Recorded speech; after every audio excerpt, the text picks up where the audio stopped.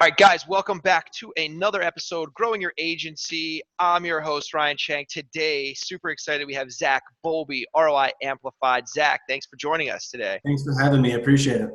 Yeah, man. So I was on your site. It looks like you guys are doing, full range of marketing services. Tell us a little bit about the company, scope of work that you do, why you're involved with this. Tell us about it. Yeah, so we're a full service digital marketing agency. We do everything in-house.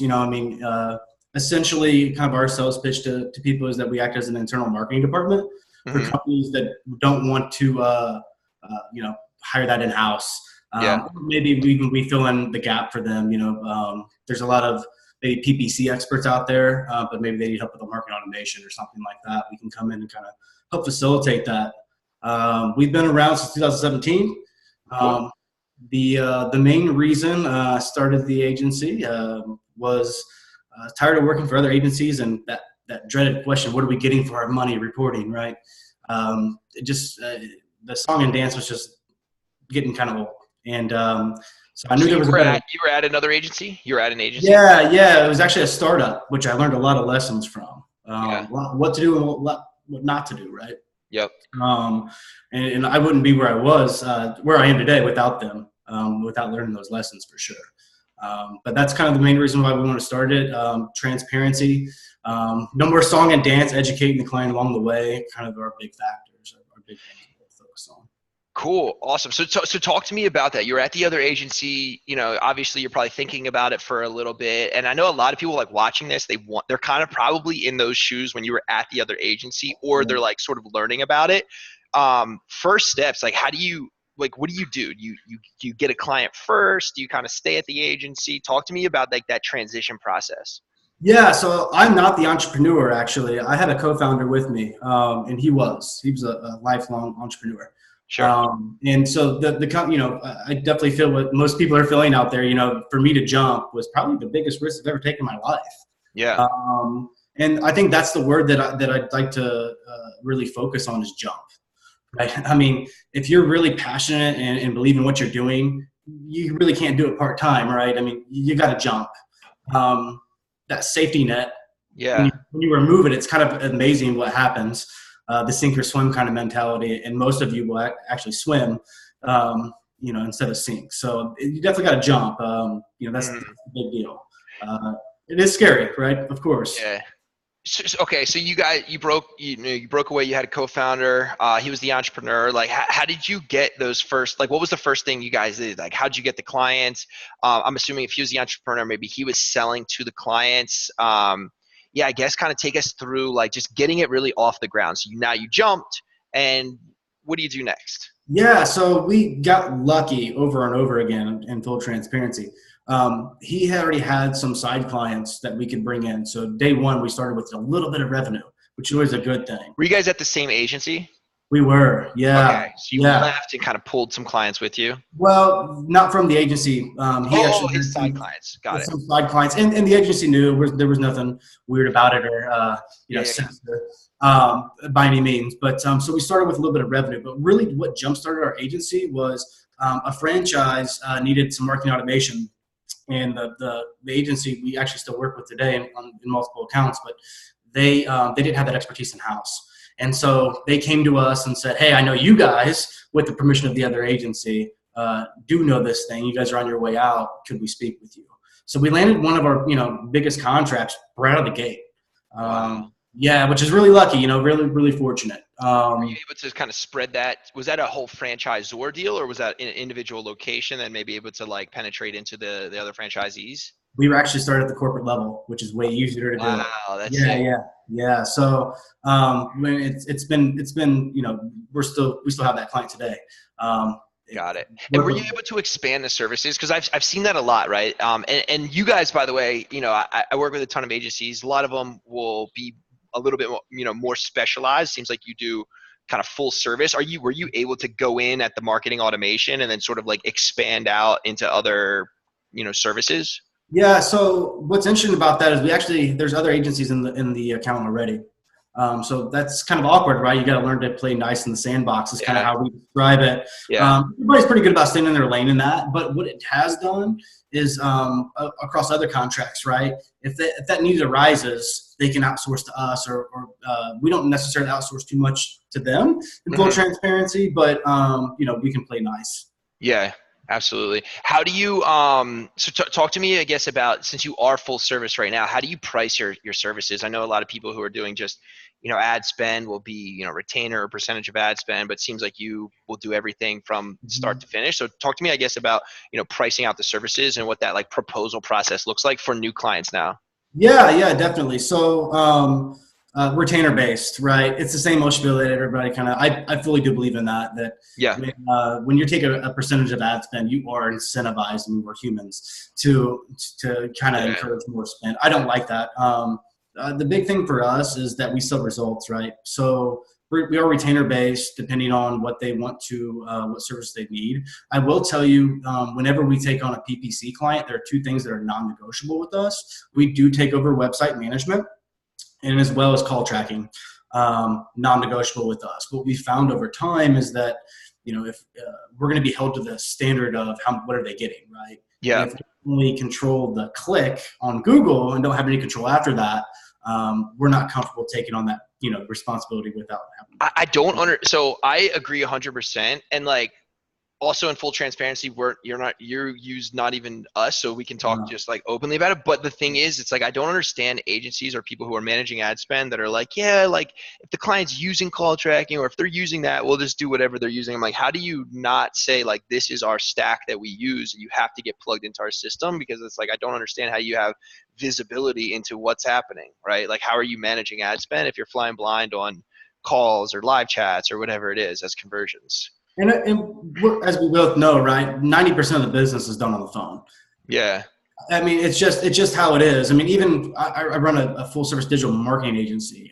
I'm on the phone way more than I'm on the internet, right? Yeah, exactly. You got to be able to track that. Actually, what we do as well is we have clients that we put tracking numbers on every marketing material they have: TV ads, bus routes, right? Yeah. Brochures, business cards. So that when we really look at it, a call report, who we use,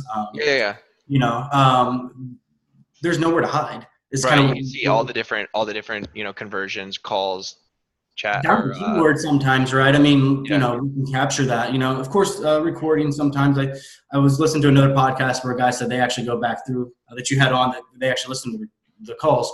We don't go that far. But I think, not to cut you off, I think the benefit of that sometimes with some clients, is that like there's just such huge areas of improvement. Even I was like driving calls just in a paper call model for a client on the side, and it's like I would listen. He was getting all these awesome calls, and he wasn't booking the calls because he was like, he was asking for like a $300 payment over the phone for them to even come out for the service call to even look at it. And I'm like, switch that up. Or if you look at the calls, maybe you'll see a call report, and it's like, you'll notice, 30% of the calls go unanswered or whatever it is, So I just think that like diving into some of that does have value, and the content of the call sometimes. It definitely does. What we always say, and is, a CTO that I work with is kind of famous for saying, marketing is responsible for making the phones ring and the doors swing.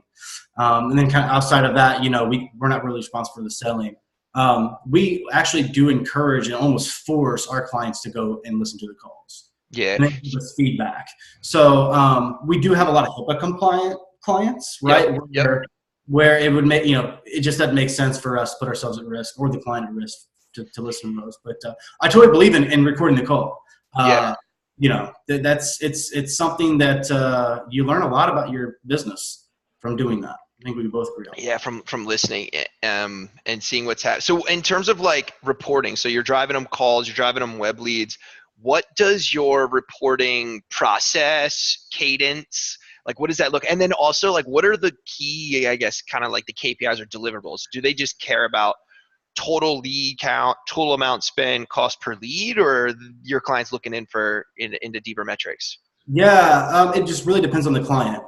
So to start off, we have a 24/7 live reporting dashboard where there's nowhere to hide for us as well. The client can get in there and see down to the penny, keywords, what we're going after, which ads are performing the best. And that's custom built, like they have their own login and you're yeah, it's actually just a link for them.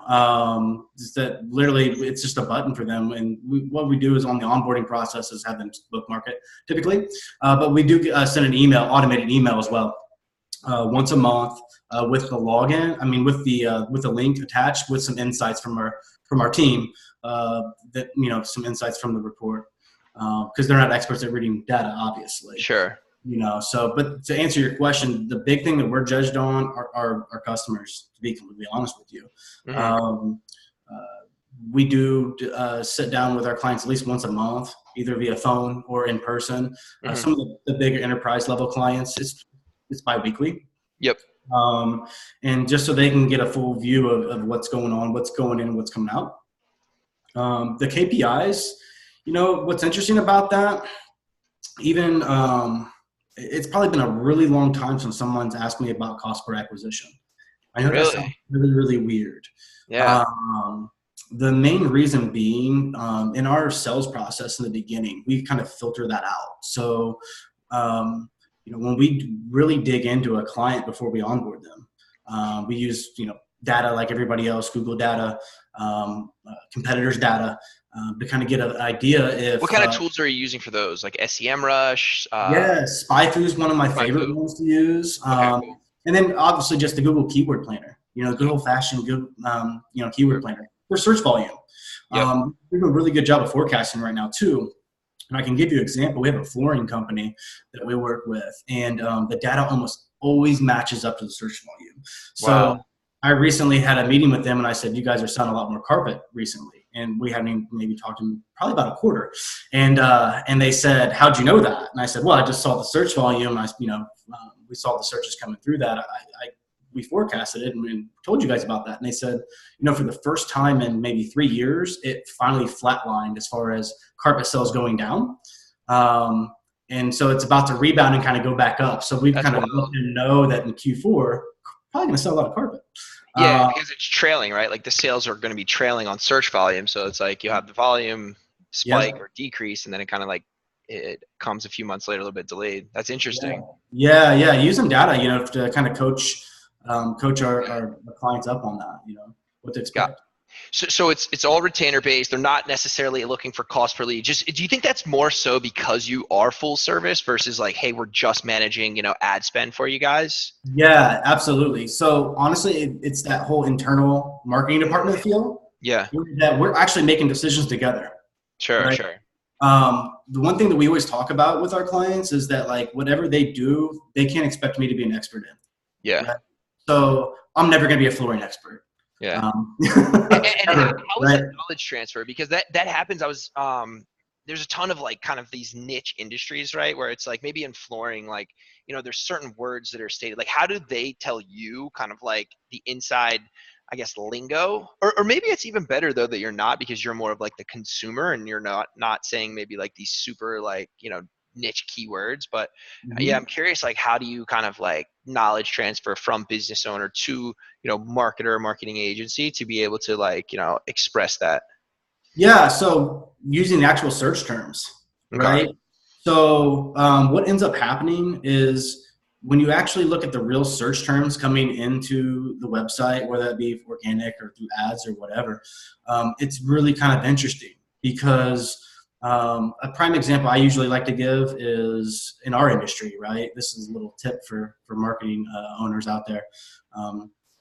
I would tell you that I'm a full service digital marketing agency. Mm-hmm. But I can tell you that most people search for SEO agency and call us an SEO agency. Because they just don't know. They just think SEO is marketing. That's exactly right. Right. That's interesting. It's really about the perception outside of the building. Mm-hmm. And that's what we talk to clients all the time. So another example is we work with a lot of psychologists. And the difference between psychiatrists and psychologists is that one can prescribe medicine. Most psychologists obviously would understand that people outside don't. They don't. Yep. So even though they're searching for psychiatrists, they're actually sometimes looking for a psychologist.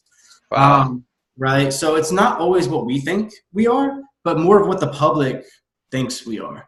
And finding those kind of high intent words, right? I was talking to someone that has a bunch of chiropractor clients, and they said they put in a bunch of like physical therapy keywords, like Mhm. exercises, and even like I forget like what the terms were, but a lot of people like kind of don't know like the type of service that they need. You know, like, oh, back hurt, or whatever it is, and yeah, so they kind of have to cross reference into those other industries to sort of get those people that like don't really know exactly what they're searching for, but the keywords are there. Yeah, yeah, and I mean it's really interesting. I mean, self-diagnosis, right? Like in Hmm. our industry, it's really no different. I mean, most of the times people type in like once again SEO agency Yeah. or SEO help, and then you'll get on the phone with them and they'll say, "Well, we want to do some ads." Right? I mean, and so it's like kind of self-diagnosis. I mean, it's really interesting. It's across all industries, right? I mean, that's definitely Yep. something that you can kind of see across the board.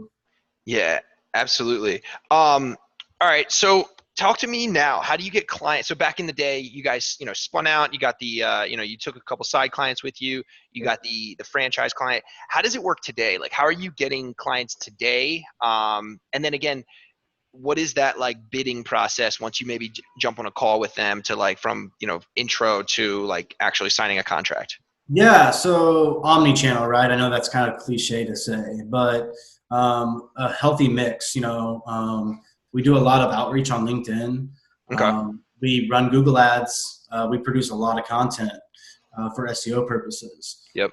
Referrals are probably overall our best, and I know people hate to hear it, but No, it's I mean they you they, know they want they want it. That's what everyone. That's the dream. But what percentage of new business do you think comes from referrals now? over 50%. Over 50. Okay. Oh yeah, yeah, easily. And honestly, what's interesting is um, what I would encourage people to do is incentivize your clients. Right. Mm. I mean, we do have champions out there that like don't ask anything from us. Like they're out every day. Like I'll get at least 3 or 4 different calls from. I was referred by X, and it's always Yeah. kind of the same person, right? And Yeah. and and they're amazing for our business. But the Mm. other thing is, we'll give our clients a break on their bill, right? I Yep. mean, if they're going to refer us to 3 or 4 people, like they should feel that too. Yeah. And so like that's a little tip that we've recently implemented. It's made a big difference for us. But of course, you've got to get results, right? I mean, you have to get results. You've got to be responsive. They've got to really like you. Mm. That's how you earn referrals. And I will tell you that it probably takes about a good 2 years, Yeah. right? Before you're able to, because then they Yeah. become a true case study. What when you're talking to new clients like and you're sending them a proposal, are you guys do you have a template that you use? Do you use software to like bid it out? Like what or not to bid it out, but to like send an actual proposal? Yeah, so we actually just recently kind of got into some new softwares where we can like a DocuSign, right, where people can actually Okay. sign remotely. In the past, we've actually just been doing old school PDFs, Yeah. but we've recently just kind of done that. Usually, just by the time proposal, it's kind of like semantics at that point. They're just signing a piece of paper Yeah. from our It's game sales over. Yeah. process. I mean, and the main reason being is the data that we give them and the amount of research we do in the front end of the sales process. Like you asked, like when somebody gets in contact with me. So after I got off the phone with you here, like I have a sales call. Hmm. This person automatically got on my schedule, on our automatic scheduler on my site. Sure. She told me exactly who they are, what exactly they want, etc. So by the time I get on the phone with them, I've already pulled over data. I've pulled competitors' data, and I've You got got to a run that audit so then you're able to talk to them about like yeah, what's going and on. share that data, right? I mean, and just have a conversation. And the big thing is really identifying the goal because like Mm. it's self, once again, Absolutely. self-diagnose, right? I mean, they might call and say, we need SEO. And then you get in and you're like, well, like your SEO is like doing really, really well. You've got this email list of 500,000 people, but you're not doing any email marketing. Yeah. I mean, it just It's kind like, of, what do you want? You want more customers, right? All right, that's cool. Where's the it. low hanging fruit? Where can we go that we can, knock off some here and there. All Yeah. right, awesome. Just wrapping it up. One of the final things I ask everyone. Actually, before I ask that, what is your favorite like tool to use? Online tool. It can be internal communication tool, external. Like what's something that's kind of like a little secret sauce that you have. I'll give you two. I'll give you a bonus one. Let's So go. the first one's Slack. Okay. Yep. I can tell you that when we implemented Slack about a year ago, I would say productivity went up about 300% minimal at Wow. agency. It's really amazing. Like I can be in this meeting with you right now, right, and still be on my phone giving my team direction when they ask me questions. Sure. Yep. Invaluable. The next one would be, and they actually did a case study on this, Lead Feeder, which is a reverse IP lookup software. Interesting. Okay. And that's what you use for leads to like capture leads from people that come to your site? Yeah. So, and I actually had that plugged automatically with Zapier into my CRM. That's So sick. what's really, really cool is, we're capturing probably 30 to 40% of people that come to our website, right? I mean, without even filling out a form. We get a good amount of people that call, that get on my schedule, that fill out a form, but maybe an extra 20 to 30%. We still identify That's those massive. companies. Lead feed. I'm going to check that out. Yeah, it's really, really cool. And so the real cool part for me is, you can kind of find these people, right, about who's on there. I mean, depending on what content they're actually, ingesting. So I'll tell you that, I had a sneaky suspicion that the content we were producing 2 years ago was actually reaching college kids. And we were just educating digital marketers, not reaching the people that I really wanted to reach. Yep. So we plugged it in. And sure enough, verse IP to all these big colleges, and what are they reading? Our guides, right? Yeah. And so we switched that up, and that's kind of what their case study was about with us, is that we switched up our content, and now I'm seeing, Boeing, big companies reading, our blog. Now, does that turn into a customer today? No, but at least I can, try to facilitate a relationship with them at that point. So, Dude, I am so in agreement with that. I feel like even like, because I'll do this. We used to do videos every single day, almost like vlog style videos. And it's like, everyone's like, why are you doing that? You're probably not reaching the right people. It's like, yeah, but every single person is like 1 degree away from someone that could be a customer for you. Like everyone knows someone that could potentially hire a marketing agency if they can't themselves. Right. And, for us, everyone knows someone that like needs to like track phone calls or whatever it is, right? So it's like, even if you're not reaching, your direct audience, which you probably are with some of it, you're like 1 degree away from reaching them. You're staying top of mind, and it's like they're going to have a need eventually, and they're going to, refer to you, choose you, whatever it is. Yeah, the one thing that I will say to that too is, don't spam people, guys. Like, right, I mean, like, when somebody adds you on LinkedIn and then you instantly get like the automated message, like, don't do that. I hate that. I hate LinkedIn because of that. And I think what ends up happening is a lot of people expect that from us, and then it never comes, right? So then they're like, well, why didn't you spam me? And it's kind of like we don't have to, like we work with people that want to work with us. Like, here's the content, right, that we're producing in your, from, the show's like a case study from your industry. Like, we're here when you're ready to work with us. That's the right way to do it. Love it. All right, final question. What is your morning routine? So I stole this from Mark Cuban. I'll tell you that the first thing that I do in the morning is open up the inbox and knock out any problems that have occurred overnight right off the top before I'm even out of bed. If my dog allows me to do that, which is sometimes kind of rare. What kind of dog? He's a pit bull boxer mix. He's a rescue. He's nice. Awesome. So, he's a lot of work. So, but I love it. But yeah, so knock that out. Hit the gym. Some days more than others, or some weeks more than others. Right? Come back and be in the office by 8. So in the office by 8. Yeah. Awesome, man. Awesome. Well, thank you so much for joining us, Zack Bowlby, ROI Amplify. Where can we find you? Yeah, so a couple places, roamplified.com, and as well as LinkedIn. It's Zack /Zack Bowlby SEO. Awesome. All right. Thank you, Zack. Thanks so much for joining us on Growing Your Agency. Zack Bowlby, ROI Amplified.